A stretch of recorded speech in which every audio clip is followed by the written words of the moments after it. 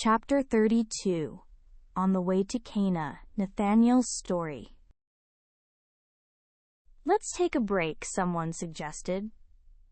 The group, which had been moving quickly without rest, stopped in their tracks. Some bowed their heads, panting, while others lay down by the side of the road. Nathanael, who had joined the journey suddenly and without much preparation, found the path to his hometown of Cana more exhausting than usual. "Phew!" Nathanael let out a long sigh, raising his hand to wipe away the sweat from his face. It was already the second day of their forced march. Bethany, where John the Baptist performed baptisms, was not far from the Dead Sea, but Cana was in Galilee, so the journey would normally take several more days. However, Jesus urged them to arrive within 3 days, so everyone had to keep up with the pace. 2 mornings ago, Nathanael had never imagined he would be embarking on such a long journey. He watched Jesus as he rested. No matter how closely he looked, Jesus seemed no different from ordinary people. How did he know what Nathanael had been pondering under the fig tree? Nathanael recalled what had happened under the fig tree 2 mornings ago. Nathanael had been consumed by worry since leaving his hometown. He had departed with the desire to do something meaningful for the world. But the reality he encountered was far from his dreams. Soldiers, who were supposed to protect people, were instead oppressing and taking from them, and tax collectors were busy exploiting the populace. Merchants deceived others for even a small profit, and the poor and sick, who should have been pitied, were shunned by everyone. What about the leaders who were supposed to be the shepherds of Israel? Priests turned the temple into a tool for personal gain, and Pharisees used the law as a chain to bind others. Scribes and scholars boasted of their knowledge, focusing only on right and wrong. Even the Essenes, who seemed somewhat better, had their own limitations. Nathanael had gone to the area near the Dead Sea, but their closed-off nature hindered him. To change the world, one had to go out into it, but they instead waited for the world to come to them. This was not the world Nathanael had wanted. What could he do in such a world? Had he lived honestly and kept the law since childhood, just for this kind of world? Nathanael let out a deep sigh and sat under a fig tree. Before him lay a single fig that had fallen from the tree, much like the current state of Israel, crushed and rotting. As he looked at the fig, he suddenly remembered the 2 baskets of figs that God had shown to the prophet Jeremiah. After Nebuchadnezzar of Babylon took King Jehoiachin of Judah along with officials, craftsmen, and blacksmiths as captives, God showed Jeremiah 2 baskets of figs placed in front of the temple. One basket contained very good figs, like the first ripe ones, and the other basket contained very bad figs, so bad they could not be eaten. Then Yahweh asked Jeremiah, "What do you see, Jeremiah?" He replied, "Figs. The good figs are very good, and the bad are very bad, so bad that they can't be eaten." Yahweh then said, "Thus says Yahweh, the God of Israel, like these good figs, so I will regard the captives of Judah, whom I have sent out of this place into the land of the Chaldeans for good. For I will set my eyes on them for good, and I will bring them again to this land.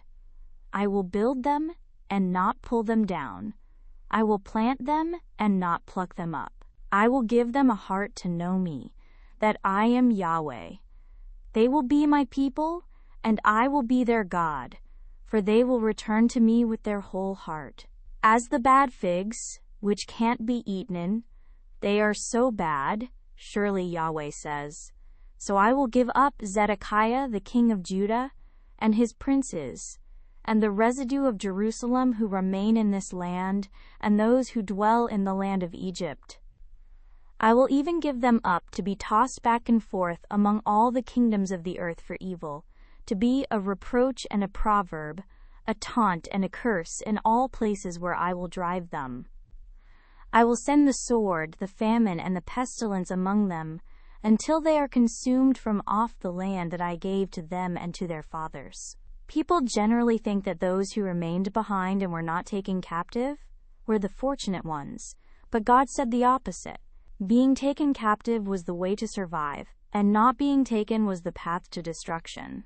Nathanael, the fourth son of King Josiah, was made king by Nebuchadnezzar after his nephew Jehoiakim was taken captive, and he was renamed Zedekiah. Initially, he was faithful to the law and followed Jeremiah's advice, but 3 years later he allied with Pharaoh of Egypt and opposed Nebuchadnezzar. Nebuchadnezzar besieged Jerusalem and captured it after 18 months, leading to the complete destruction of the kingdom of David. The words of Yahweh spoken to Jeremiah were fulfilled. Those who were not taken captive were scattered among the nations, becoming objects of scorn, mockery, ridicule, and curses, while those who were taken captive were protected and cared for by God, eventually returning wholeheartedly. Later, Zerubbabel, the grandson of King Jehoiachin, returned and rebuilt the temple and its walls, showing that God's will cannot be judged by human thinking. As I reflect on the message of the 2 baskets of figs in this era, I wonder what the good figs and the bad figs represent today. Which path is the one that God will establish and not destroy, and which path will lead to extinction through war and famine? Nowadays, leaders tell us to believe and follow them, but it seems to me that, in God's eyes, their path is one that leads to destruction.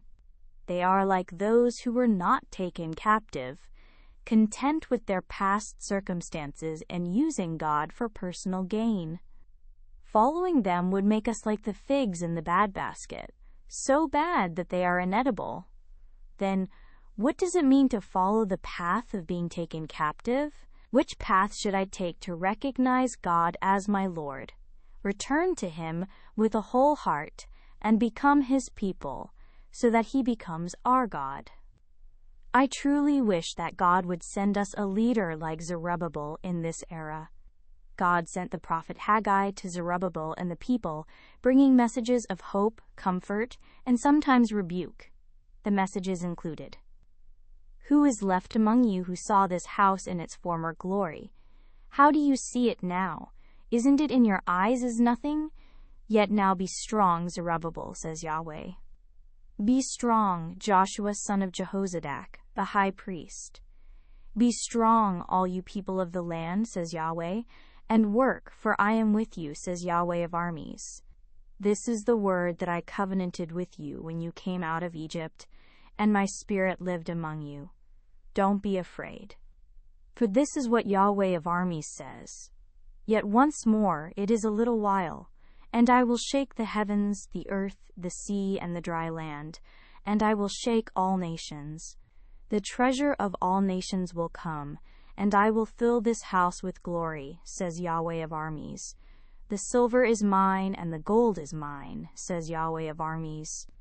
The latter glory of this house will be greater than the former, says Yahweh of armies. And in this place I will give peace, says Yahweh of armies.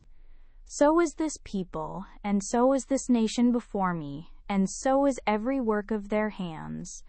That which they offer there is unclean.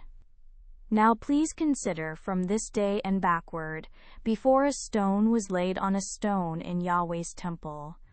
Through all that time, when one came to a heap of 20 measures, there were only 10. When one came to the wine vat to draw out 50, there were only 20. I struck you with blight, mildew, and hail and all the work of your hands, yet you didn't turn to me, says Yahweh. Consider, please, from this day and backward, from the 24th day of the 9th month, since the day that the foundation of Yahweh's temple was laid, consider it. Is the seed yet in the barn? Yes, as yet the vine, the fig tree, the pomegranate, and the olive tree have not produced. From today I will bless you. And these were the Lord's final words. Speak to Zerubbabel, governor of Judah, saying, I will shake the heavens and the earth. I will overthrow the throne of kingdoms.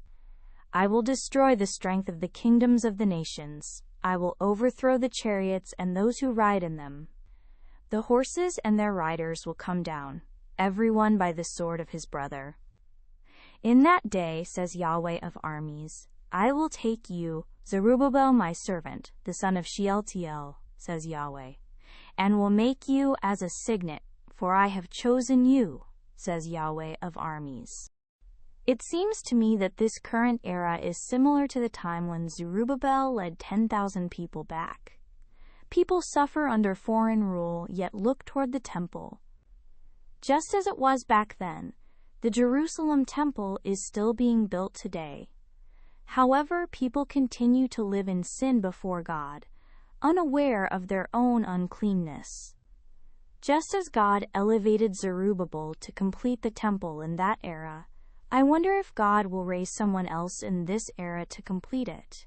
I hope that God's promise to shatter the powers of the world and shake heaven and earth will be fulfilled in this era.